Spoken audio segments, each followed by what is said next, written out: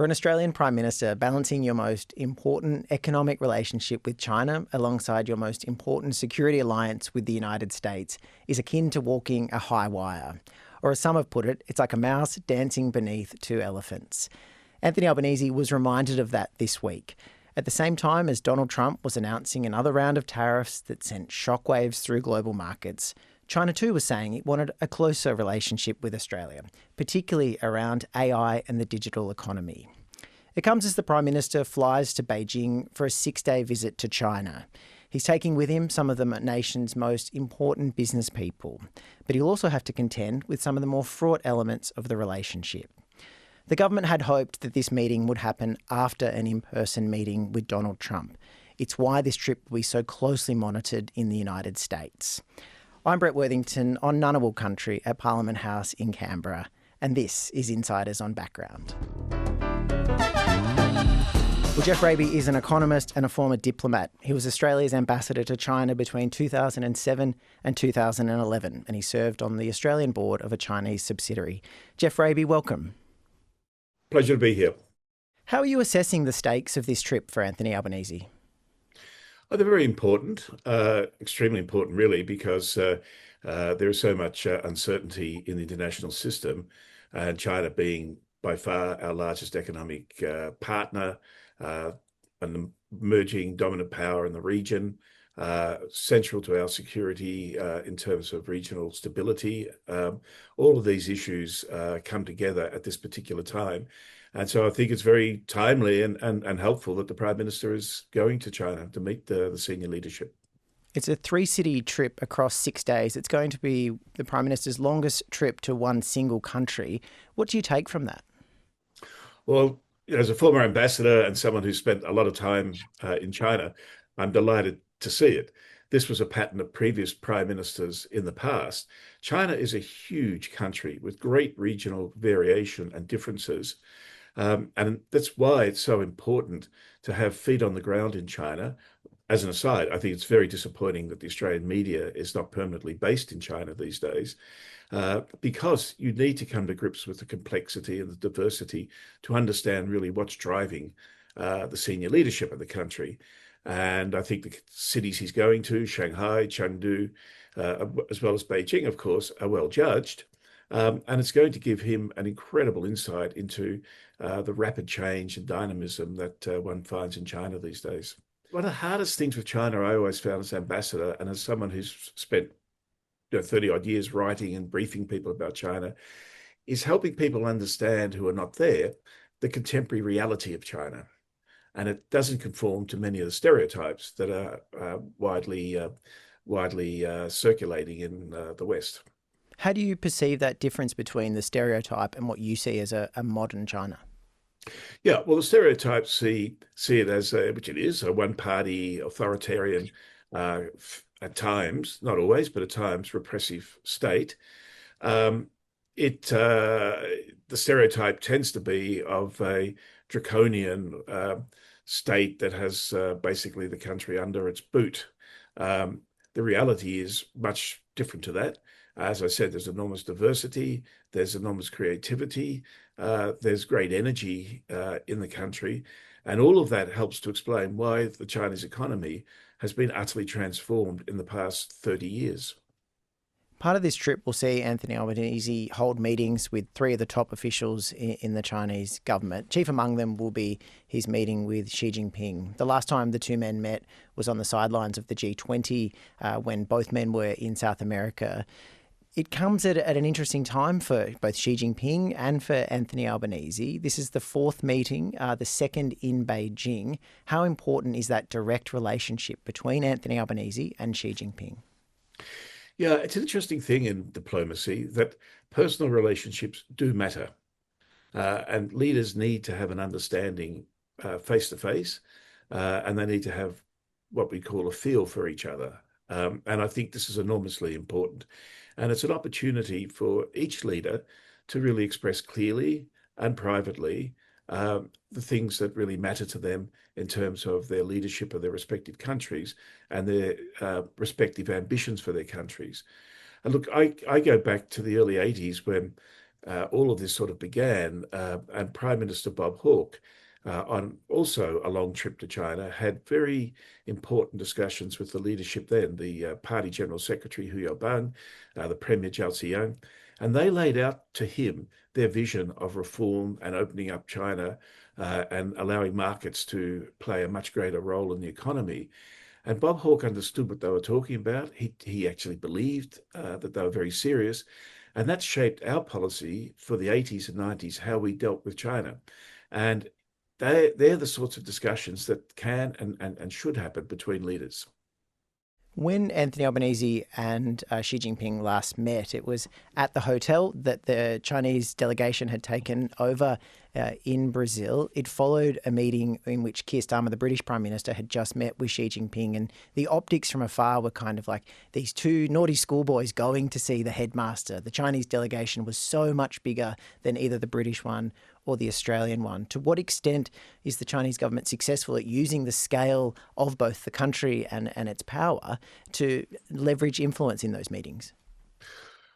Well, I don't think it matters so much for the meetings. I think the general context, though, is as you correctly describe it, its size, its power. That's the sort of relationship you're dealing with. I mean, there's a view that it's almost unpatriotic as an Australian if you say that the relationship is asymmetrical, but it is asymmetrical. China is a vastly bigger, greater power than Australia, just as the relationship between Australia and the United States is asymmetrical. Um, so that is just the context in which we have to operate. Uh, but historically and most typically, our diplomacy has been adroit and adept, and we can manage those differences. But yes, that's the reality. China is a big, powerful state. Anthony Albanese himself would concede that he wasn't necessarily born on the world stage. It's something that he's grown into over the course of his prime ministership. As a former diplomat, take us into those meetings. What happens when you've got that leader to leader meeting happening behind closed doors? Well, they're what we say in the formal meetings, where there are officials lined up on each side. Uh, the meeting is very structured. Each leader will have their talking points, and they will work through the talking points one after another, and respond at the appropriate time. And so that's how these meetings will be conducted. And the Chinese are very strict about protocol and form. And so there can be a tendency to feel that the meetings are, if you like, pro forma. They're too structured. There's not a free exchange. But that is the process of clearing away, if you like, each side's respective agendas and issues that they want to get on the table. Um, but there's also less formal occasions. There will be dinners. I think the Prime Minister will probably have a private dinner or meeting with Xi Jinping outside the formal structures. And if that were to occur, that's when you get a fairly free exchange. Now, when I was ambassador, happened to be for just luck, really, having spent quite a bit of time with Xi Jinping. He was vice president. And as the Australian ambassador, we used to see the vice president more often than we'd see the president at the time. And so I've sat in meetings with, say, Governor Generals of Australia with Xi Jinping, where the dinner conversation or the lunch conversation has become very free flowing, and you can feel a good rapport building between the leaders on each side. And I expect something like that will happen. I think the Prime Minister has shown very good instincts in how he's approached uh, China and indeed how he's approaching international relations more broadly. I think his instincts are very sound in terms of wanting to avoid megaphone diplomacy and to deal with difficult issues that we have in the relationship, like human rights or uh, uh, Professor Hung, who's in prison, to deal with those privately, directly, and deliberately, and not to use megaphone diplomacy. And that's on the Chinese side very much appreciated. And that's how you get positive responses. And so some of those contentious issues, like you say, are expected that both sides would have to meet. So from the Australian side, it is about the Australian writer Yang Hengjung, who's in 18 months into that 2-year reprieve of the death sentence that he's been sentenced to. There's the Australian concern about military build-up and actions throughout the South China Sea and broader efforts throughout the Pacific. On the Chinese side, the Port of Darwin, foreign investment within Australia are issues that both sides will raise. To what extent, though, is it you expect that to get that question and each then expects to be politely rebuffed? Well, each side will be expecting those difficult issues to be raised. And if the respective ambassadors have been doing their jobs in terms of helping with the preparation for these meetings, then those issues will be made, it'll be made very clear that those issues will be raised. But it's important to do that because it gets it into the system, and particularly on the Chinese side, where the system is so hierarchical, you really do need to get these messages through at the most senior levels, and then they do filter down through the rest of the system. And people will be throughout the system in China reading the reports of these discussions. If we go to some of those issues, say take the Port of Darwin, how are you assessing frustration within the Chinese government at Australia's push to return that port to Australian hands? Well, I'd put it the other way around. I think it's a big issue for Australia in terms of sovereign risk. And I think that is a factor that really does need to be discussed. And the whole FIRB process in Australia is something that I think raises matters of sovereign risk. And from the Chinese perspective, they find Australia a much less congenial place to invest in than perhaps they did a decade or so ago. And Chinese investment in Australia has virtually collapsed. So the Chinese side is unhappy not only about the Port of Darwin and the fact that that contract may be reversed, but also about the operation of our Foreign Investment Review Board more generally. And I think that will be quite a contentious issue to be discussed between the leaders. Signals that we got from the Treasurer about that this week suggest, though, there's not a lot of appetite within the Australian government side to make any changes to the Foreign Investment Review Board structure. Well, that's a formal structure, but ultimately the FIRB, the Foreign Investment Review Board, is a political process. You have the board that investigates a case. It then makes a recommendation to the Treasurer, but it ultimately rests with the Treasurer. And we've had some crazy decisions by previous treasurers. For example, my old friend Josh Frydenberg, when he was treasurer, blocked the acquisition by a Chinese dairy company of Bega cheese on national security grounds. I mean, this is just bizarre and affronting to the Chinese and very damaging to Australia's national interests. The former coalition government also blocked a US investment into GrainCorp. To what extent was it more about any country rather than being necessarily about one country? No, it's a very good point, Brad. I think that would be almost an exception on the US side, and it was a case of monopoly business. So it's very different than the nationality. And I think that's the key point. The dairy industry is much more competitive, much more open, and is desperately in need of foreign investment. Dr. Young's case typically does come up whenever we see a meeting between, say, Penny Wong and her counterpart or Anthony Albanese and his counterparts. Are you expecting any progress on that matter? I don't know. I really can't say. I do know they will raise or the Prime Minister will raise the issue. The Chinese will be expecting it. I think the Prime Minister and Penny Wong were very successful in how they managed the case of Chang Lei and secured her return to Australia and reuniting her with her family. That was, I think, very skillfully handled. And what it required, and particularly from the Foreign Minister, persistent, continuous pressure in raising this issue to the point where the Chinese didn't want this to be the first talking point every time the foreign ministers met. Whether that works with the Professor Young's case, I don't know because I don't know the details of it. And each case is different because the actual factual circumstances are different. I really just don't know what the issues are in Professor Young's case.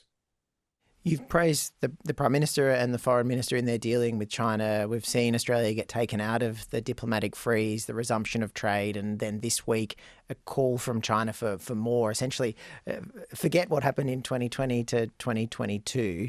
You've been complimentary, like I say. What do you see then as the task before both the Prime Minister and the Foreign Minister to maintain this success, as you're putting it? Well, I think it's more of the same. I think they've got the approach basically right. They avoid megaphone diplomacy. The other point I'd make also, stark contrast with the Morrison government, is the cabinet seems to be extremely disciplined around these issues.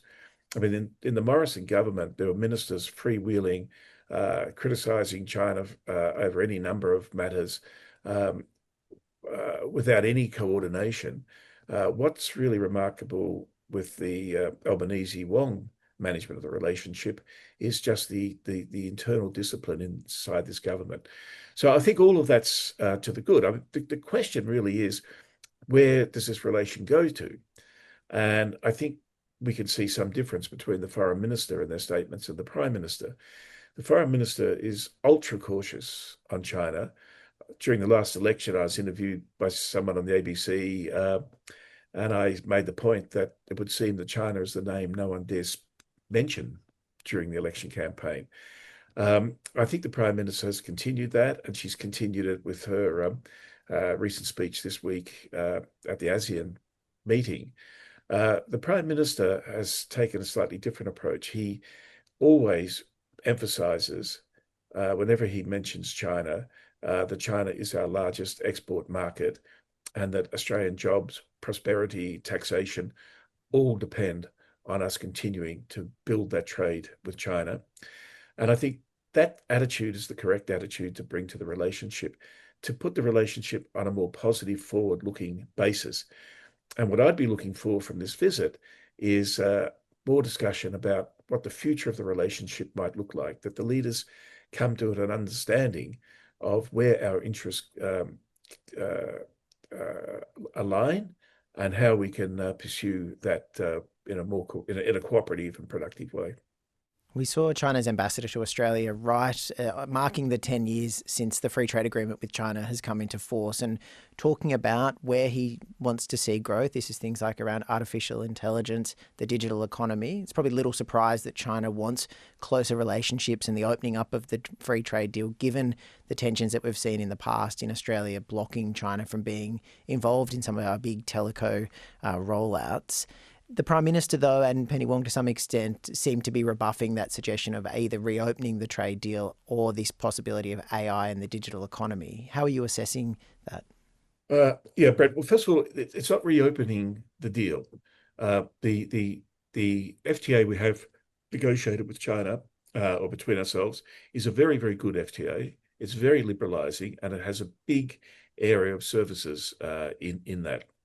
What it has is a continuation clause as well. So every few years, both sides should get together and look at what's new, what new areas we can be working on. And that's the continuation clause, keeping the liberalisation process between us going. So any discussion of doing more in the FTA is completely foreshadowed and within the framework of the FTA.